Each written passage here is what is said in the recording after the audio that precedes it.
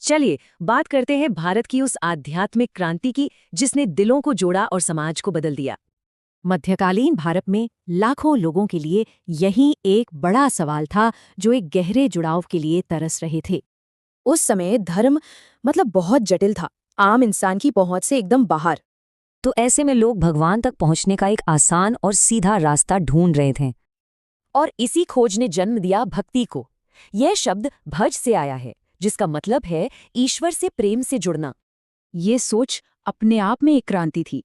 ईश्वर एक है, सब बराबर हैं, और उसे पाने का रास्ता सिर्फ प्रेम है।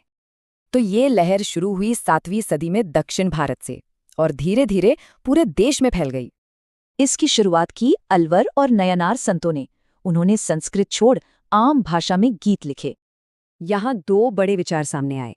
शंकराचार्य ने कहा आत्मा और ईश्वर एक हैं, तो रामानुज ने कहा भक्ति से ही ईश्वर मिलते हैं।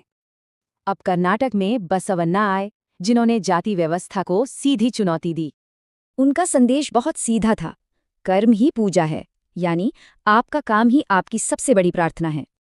इसके बाद महाराष्ट्र में संतों की एक पूरी पीढ़ी आई, जिन्होंने समानता का संदेश देने वाले अभंग लिखे। संत ज्ञानेश्वर और नामदेव जैसे महान संतों ने अपनी शिक्षाओं से इस आंदोलन को और आगे बढ़ाया। जैसे संत नामदेव, जो पेशे से दर्जी थे। उनका संदेश साफ था, ईश्वर के लिए सब एक हैं। और फिर ये लहर पहुंची उत्तर भारत। यहाँ तुलसीदास जैसे संतों ने धर्म को आम भाषा में लोगों तक पहुंचाया। तो असल में भक्ति आंदोलन सिर्फ एक धार्मिक बदलाव नहीं था, ये एक सामाजिक क्रांति थी। इसकी विरासत आज भी हमारे साथ है। इसने सामाजिक बराबरी की बात की और लोगों को उनकी भाषा में ईश्वर से जोड़ा। सदियों पुराने ये विचार, बराबरी और सच्ची श्रद्धा के, आज भी उतने ही जरूरी है ना।